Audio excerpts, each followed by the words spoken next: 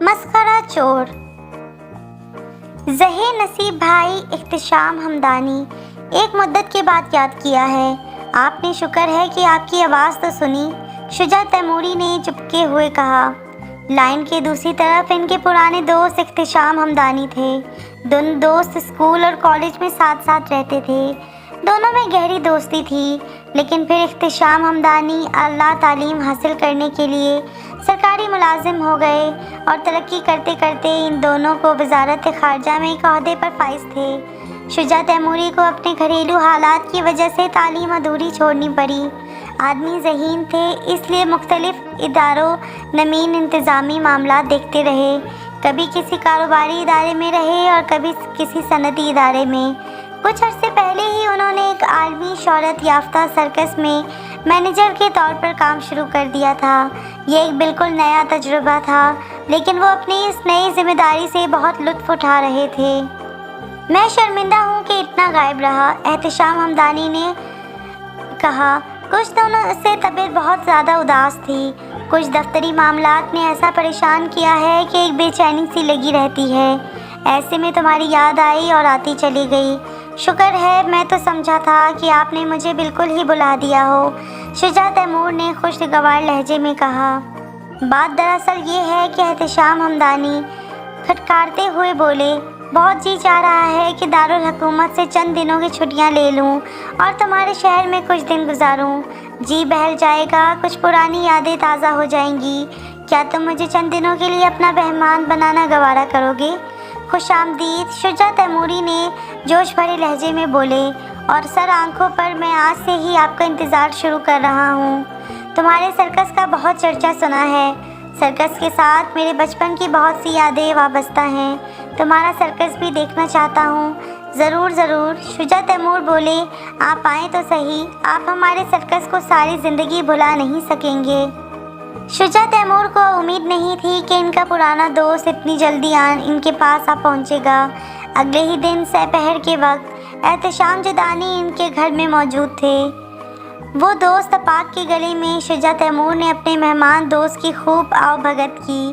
دونوں کافی دیر تک پرانی یادیں تازہ کرتے ہوئے اور کہکہے لگاتے ہوئے شام تک باتیں کرتے رہے۔ پھر سرکس میں ان کی ذمہ داریوں کا وقت شروع ہو گیا تھا، تو انہوں نے کہا، آپ آرام کریں، میں کوشش کروں گا کہ جلدی واپس آ جاؤں۔ کسی چیز کی ضرورت ہو تو ملازم موجود ہیں، بلا جھجک کسے حکم دے دیجیے گا۔ نہیں نہیں ہے، احتشام ہمدانی نے ہاتھ ہلاتے ہوئے تیزی سے کہا، میں بھی تمہارے ساتھ چلوں گا۔ راستے میں ہوائی جہاز میں خوب آرام کر لیا۔ میں سرکس سے لطف اندوز ہوں گا اور تم اپنا کام نمٹاتے رہنا۔ شجاع تیمور ان کی یہ بات سن کر بے حد خوش ہوئے۔ دونوں دوست خوش گپیاں کرتے ہوئے سرکس کے قریب پہنچ گئے۔ ہر طرف روشنی اور چہل پہل تھی۔ دور سے ہی سرکس کا نام 7 اسٹار انٹرنیشنل سرکس جگمگاتا ہوا نظر آ رہا تھا۔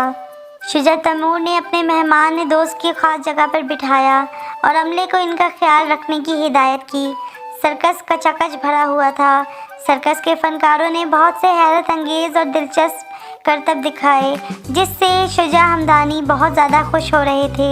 واقعی تمہارے سرکس کا معیار ہر لحاظ سے بین الاقوامی ہے، احتشام ہمدانی نے تعریف کی۔ آپ کی پسندیدگی کا شکریہ۔ آپ نے دیکھا ہوگا کہ سرکس کے تمام انتظامات ترقی یافتہ ملکوں کے معیار کے مطابق کیے گئے ہیں۔ ہم اپنے فنکاروں کو بھاری معاوضہ دیتے ہیں۔ اسی گفتگو کے دوران دو مسخرے بھڑکیلے لباس پہنے الٹی سیدھی باتیں کر رہے تھے اور تماشائی ہنس ہنس کر لوٹ پوٹ ہو رہے تھے۔ اچانک احتشام ہمدانی کے چہرے کا رنگ بدل گیا۔ یہ ان کے ہاتھ کا اشارہ ایک مسخرے کی طرف گیا اور ان کے الفاظ ٹوٹ ٹوٹ کر نکل رہے تھے، یہ تو تورا اجرام کا بیٹا ہے، میرا بھاگا ہوا ملازم۔ شجاع تیمور حیرت زدہ ہو کر اس کی طرف دیکھنے لگا۔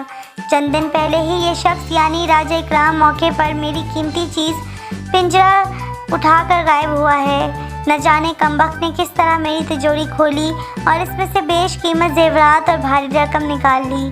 میں دفتر سے واپس آیا تو تجوری کھلی ہوئی تھی اور قیمتی چیزیں غائب تھیں۔ میں نے اسے بہت ڈھونڈا ہے، قسمت کی خوبی دیکھیے کہاں آ کر ملا ہے۔ شجاع تیمور سوچتے ہوئے بولا، لیکن آپ کو یقین ہے یہی مسخرہ راجہ اکرام ہے؟ میں اس لیے پوچھ رہا ہوں کہ دونوں مسخروں نے خوب میک اپ کیا ہوا ہے اور نکلی ناک لگا رکھی ہے۔ आज से पहचानने में कोई गलती तो नहीं हुई? हरगिज़ नहीं। हदानी ने ज़ोर से सर हिलाया। राजा इकराम फिर थोड़ी देर बाद अपने दाएं कान को खींचता है और ये मस्करा अब तक कई बार ये अमल दोहरा चुका है। ये देखिए, एक बार फिर इसने अपने मखसूस अंदाज में दाएं कान की लो खींची है। नहायत अजीब बात है, शुजा तैमूर बड़बड़ाए। नहायत अजीब। इतनी देर में दोनों मस्करे चलते कूदते अगबी दरवाजे पर लटके हुए पर्दे के पीछे गायब हो गए।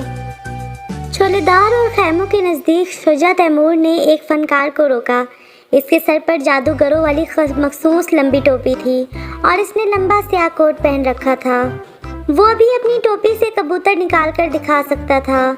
मिस्टर महान, शुजा तैमूर ने पूछा, चंद दिन जो पहले मस्करा हमारे सर्कस में आया था, इसका खैमा किधर है? जनाब, जादूगर झुकते हुए बोला, आप गालिबन राजा इकराम का पूछ रही हैं। दाएं कितार में चौथा खैमा इसी का है, वही जिसके सामने सुर्ख झंडियाँ लगी हैं। खैरियत तो है जनाब? हाँ खैरियत है, शुजा तैमूर ने जान छुड़ाते हुए कहा। बस कुछ देखना है मेरे दोस्त, ऐसा ना हो इसने मुझे पहचान लिया हो। एहतशाम ने खदशा जाहिर किया। फिर इस लड़ाई झगड़े ने काफ़ी वक्त बर्बाद कर दिया। अगर ऐसा है तो इसे फरार होने के लिए काफ़ी वक्त मिल गया है। बज़ाहिर तो इस बात का इम्कान नहीं, शुजा तैमूर बोले। सर्कस का वो हिस्सा जहाँ फनकार अपने फ़न का मुजाहरा करते हैं खूब रोशन होता है, जबकि बाकी जगह नीम रोशन और नीम तारीख होती है। इतनी दूर से तमाशाइयों के चेहरे वाज़ेह नज़र आते हैं। अब वो दो नास खैमे के दरवाजे पर थे, जिनकी निशानदही वो जादूगर करफान ने की थी। शुजा ने राजा इकराम का नाम लेकर इसे 3-4 दफ़ा पुकारा। जब कोई जवाब ना मिला तो लपक कर खैमे में दाखिल हो गए। एहतशाम हमदानी भी इनके पीछे थे। खैमा खाली था, अंदर कोई भी मौजूद नहीं था। खैमे के अंदर मौजूद एक बड़ा सा संदूक खुला पड़ा था। कुछ कपड़े और रोज़मर्रा इस्तेमाल की चीज़ें संदूक के इर्द गिर्द बिखरी पड़ी थी। लगता था किसी ने अफरा तफरी में संदूक खाली किया है। चारपाई के नज़दीक रखी तपाई भी औंधी पड़ी थी और इस पर दोहरे हुए जग गिलास में पानी लड़खड़ाता हुआ था। वो कमबख्त एक बार फिर भाग निकला। एहतशाम मायूस होकर चारपाई के दहने पर, मेरा खदशा दुरुस्त निकला। फ़िलहाल हम वो काम तो कर ही सकते हैं, शुजा तैमूर ने इन्हें तसल्ली देते हुए कहा। एक तो हमें पूरे खैमे की बहुत बारीक बीनी से तलाशी लेनी चाहिए, दूसरा हमें मकामी पुलिस को फ़ौरन इत्तला करनी चाहिए। आप खुद एक बहुत बड़े अफसर हैं, लेकिन इस शहर में पुलिस के कुछ अफसरों से मेरी अच्छी जान पहचान है। तलाशी तो वाक़या ही हमें लेनी चाहिए। एहतशाम थके हुए लहजे में बोले, लेकिन पुलिस के बखेरों में नहीं पड़ना चाहता। वैसे भी मैं एक आला हुकूमती ओहदे पर फाइज हूँ, ख्वामख्वाह उलझनें पैदा हो जाती हैं। इस तरह के मामलात मैंने दोनों खैमों का एक एक कोना छान मारा, लेकिन कोई चीज़ नहीं मिल सकी। उम्मीद करती हूँ प्यारे बच्चों कि आप लोगों को वीडियो पसंद आई होगी। मज़ीद वीडियो देखने के लिए हमारे चैनल को सब्सक्राइब करें। अल्लाह हाफिज़।